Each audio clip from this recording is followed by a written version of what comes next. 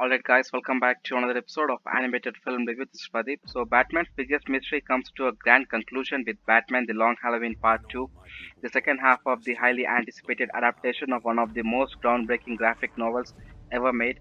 After Part 1 impressed a great degree, director Chris Palmer, writer Tim Sheridan, and the animation team stick the landing as Part 2 continues the dark tale with plenty of intrigue, character introspection, and stellar animation as the case of the Holiday Killer unravels. Whereas Part 1 dealt largely with Batman, Jim Gordon, and Harvey Dent trying to solve Holiday's identity and take down mob boss Carmine the Roman Falcone, Batman The Long Halloween Part 2 continues that same story but throws in the added wrinkle for Batman as more of Gotham City's villains come into play as control of the city slowly slips from the mob into the hands of the rogues gallery. All the while, Harvey is dealing with personal crisis both within his marriage and his mind as his tragic destiny takes further shape. Batman The Long Halloween is first and foremost a detective story, while the addition of many of Batman's enemies may take a little away from the mystery. It still remains solely focused on Holiday and how their presence affects everyone in Gotham. Holiday's murderous streak forces Carmine to make alliances he wouldn't normally make, and the personal toll it takes on Batman and Harvey, in particular, has a profound effect on their life.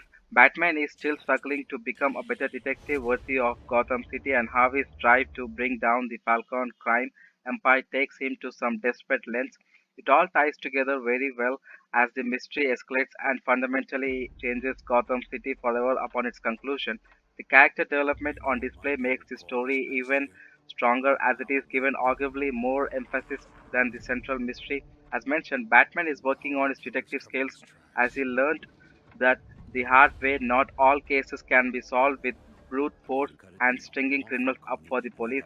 But his life as Bruce Wayne also has its share of problems thanks to Poison Ivy as well as other personal issues. Part of Bruce or Batman's arc in the film deals with the legacy left behind by his parents and upholding their vision for Gotham.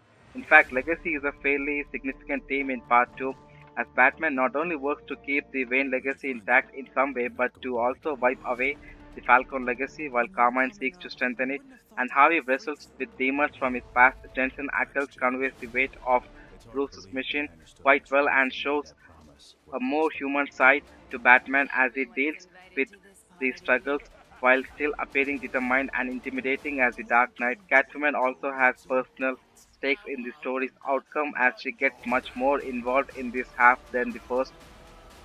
There is a legacy she is also concerned with, and she displays an emotional and vulnerable side that was only teased previously. Her relationship with Batman is very much in keeping with the comics, and Naya Rivera does a tremendous job as Catwoman. She captures Catwoman's spirit and femme fatale qualities very well, leaving you unsure what her motivations are or what she will do next. The moments when Catwoman drops her guard are some of the Rivera's best in both films, serving as a bittersweet reminder of how great a Catwoman or Selena Kyle she is, and that we will never hear another performance with her in the role due to her tragic passing.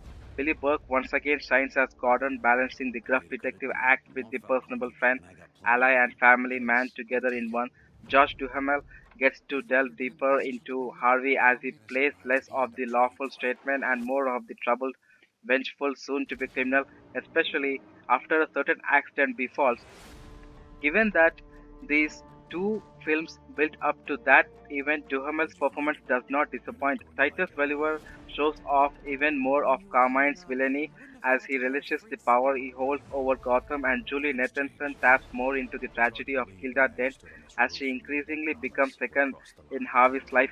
Newcomers to Part 2 include Kate Sackhoff as Poison Ivy, Robin Atkins Downs as Scarecrow, John DiMaggio as Mad Hatter, and Lila Burzins as Sophia Falcone.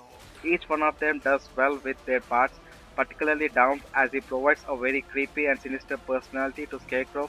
The animation is smooth and slick with a lot of detail in the movements during the fight sequences. The characters are energetic and the choreography can be fairly complex during certain sequences, such as when Catwoman dodges Poison Ivy's vine attacks, or the climax, which acts as a free for all between much of the cast. One particular sequence is striking for its nightmarish color as Scarecrow's hallucinogenic gas is given some of the best animated treatment it's ever received. When it comes to the emotional moments, though, the film really nails it as the characters' expressions are detailed and more emotive, perfectly matching the vocal performances of the cast. With the design, color, and focus on the characters, it is definitely one of the best looking DC animated films.